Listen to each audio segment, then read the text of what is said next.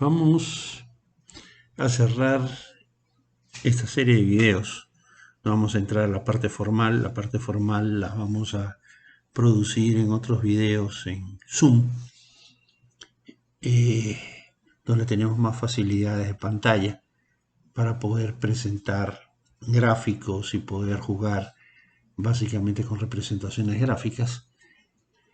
Vamos a terminar esta serie de videos ya como una conclusión para verbalizar el proceso de la enfermedad holandesa en el Ecuador, en el proceso de 1982 como el del 2014. La crisis del año 98 tiene mucho que ver también con enfermedad holandesa, pero tiene otros ingredientes que son mucho más determinantes en dicho proceso y que tratamos en uno de los libros que les he subido a mis estudiantes. En realidad lo tratamos en dos libros, pero en uno de ellos especialmente que tiene que ver con un análisis de la economía ecuatoriana entre 1972 y el año 2004. Lo que les puedo decir, el libro lo explica de una manera mucho más detallada, con gráficos y sobre todo con cifras. Cifras que son reales y cifras pues que de alguna manera lo único que hacemos es interpretarlas. Las cifras hablan por sí solas. Bien, ¿cómo se producen estos dos procesos? Tanto el de 1982, que explota en 1982, aunque nace desde 1976, y el que explota en 2014, que tiene su origen en 2009 y más intensamente en el año 2011, cuando comienza el proceso de endeudamiento externo. Bien, los hechos comunes. Suben los precios del petróleo de manera significativa, ingresando al presupuesto del gobierno recursos que originalmente no habían sido considerados. ¿Cuál es la consecuencia inmediata de esto? Bueno, la primera consecuencia, un aumento desproporcionado del sector no transable.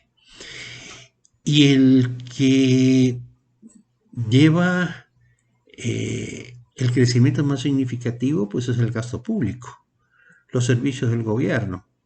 El gobierno empieza a crecer, el gobierno comienza a crecer en términos de empleo y en términos de gasto, como también en términos de inversión. Una inversión dirigida esencialmente al sector de la construcción. El sector público se convierte en el empleador principal del país. Tiene los mejores salarios. Ya nadie quiere trabajar en el sector privado. Ya el sector privado no puede competir con el sector público en términos de salario. Y si quiere contratar gente, pues tiene que pagar salarios más competitivos, más cercanos al sector público, lo que significa subir costos de producción, sin que aumente sus ventas. En otras palabras, tenemos un aumento de costos, no tenemos un aumento de ingresos, lo que hace que las ganancias comiencen a reducirse hasta que llegan inclusive a desaparecer. Los ingresos extraordinarios permiten aumentar el empleo improductivo. La economía parece crecer de manera automática, sin esfuerzo productivo alguno, por el mero efecto de los precios. Si revisamos las cifras de producción en términos de bienes y servicios transables producidos, vemos que las cantidades no tienen aumento significativo. Todo el aumento lo vamos viendo en los precios. El PIB es una simple multiplicación de precios por cantidades. Y cuando tenemos una inflación de precios de productos como el petróleo, por ejemplo, que comienzan a multiplicar los ingresos. Cuidado, no es que estamos siendo más productivos porque el precio del petróleo está subiendo. Todo lo contrario. Hemos tenido momentos en que mientras el precio del petróleo subía, las cantidades producidas caían. Eso lo tuvimos en la década de los 70 y en algún momento también venimos a tenerlo en los últimos años.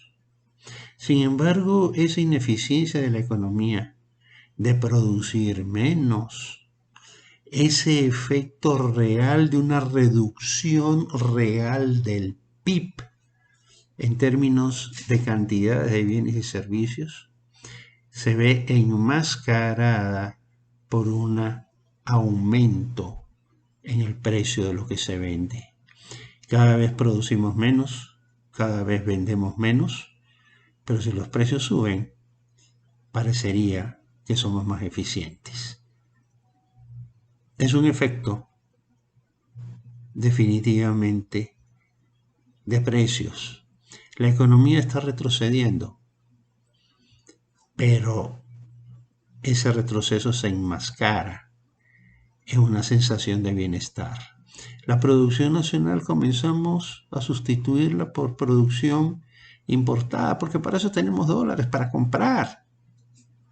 Y entonces cada vez compramos más bienes importados y producimos menos bienes nacionales.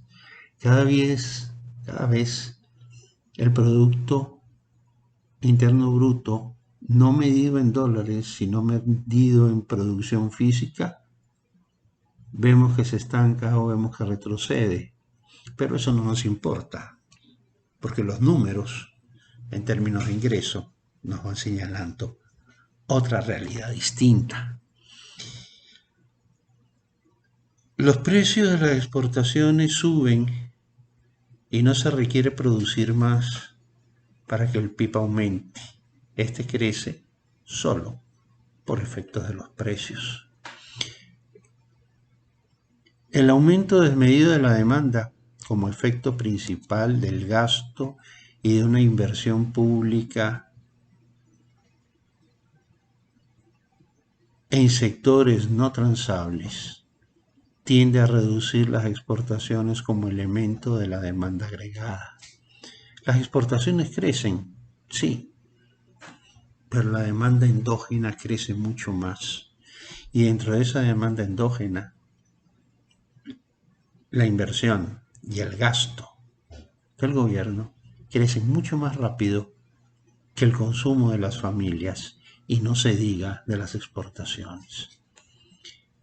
Por el contrario, al contrario de las importaciones crecen más rápido que el PIB como consecuencia de la depreciación acelerada del tipo de cambio.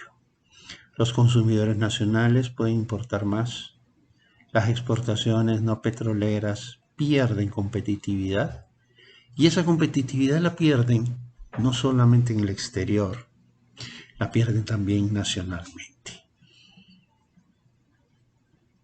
Frente a sustitutos de origen importado, independientemente del mecanismo que se siga para importación.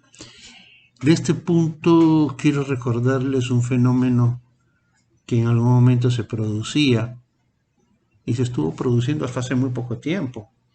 Se iniciaba el año escolar en la sierra y el tráfico hacia Colombia, hacia Tulcán, hacia Ipiales, era cada vez más intenso. Las colas para entrar a Colombia de vehículos ecuatorianos era intensa, grande.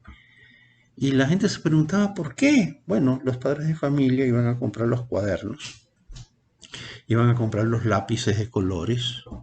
Los padres de familia iban a comprar hasta el uniforme, lo iban a comprar a Colombia. ¿Por qué? Porque en Colombia era mucho más barato que en Ecuador. Y entonces surgieron las voces. Primero la voz explicativa. Es que estamos dolarizados, hay que tirar abajo la dolarización. Porque el dólar se está apreciando. Señores, el dólar que más se apreciaba es el ecuatoriano. Es decir, cada vez los ecuatorianos tenían más capacidad de compra en el exterior y los extranjeros con el mismo dólar tenían cada vez menos capacidad de compra en Ecuador. Y ese precisamente era el verdadero efecto de deterioro de tipo de cambio real. No porque el dólar se estuviera apreciando. El tipo de cambio de Ecuador versus Estados Unidos era cada vez peor. Versus Panamá, lo mismo. En otras palabras, para un norteamericano que gana dólares igual que un ecuatoriano, cada vez le costaba más dinero comprar cosas en Ecuador que en Panamá o en Estados Unidos, y viceversa, a cada ecuatoriano con esos dólares le era más barato comprar en Panamá, en Colombia o en Estados Unidos que comprar en su propio país. Esta situación obviamente no nos asusta mientras los precios del petróleo son altos. Esta situación no nos asusta mientras el flujo de dólares nos entra por las venas del país y nos hace felices a todos. Este problema revienta cuando el precio del petróleo cae, en el caso ecuatoriano. Pero ojo, contrario a lo que en algún momento se hablaba de que una crisis, que sí, que la característica de una crisis son más de 3 trimestres seguidos con un PIB en caída. Aquí la caída del PIB se gatilla cuando se rompe la burbuja. Pero la verdadera crisis no nace con el rompimiento de la burbuja. La verdadera crisis nace en el momento en que empezamos a inflar la burbuja.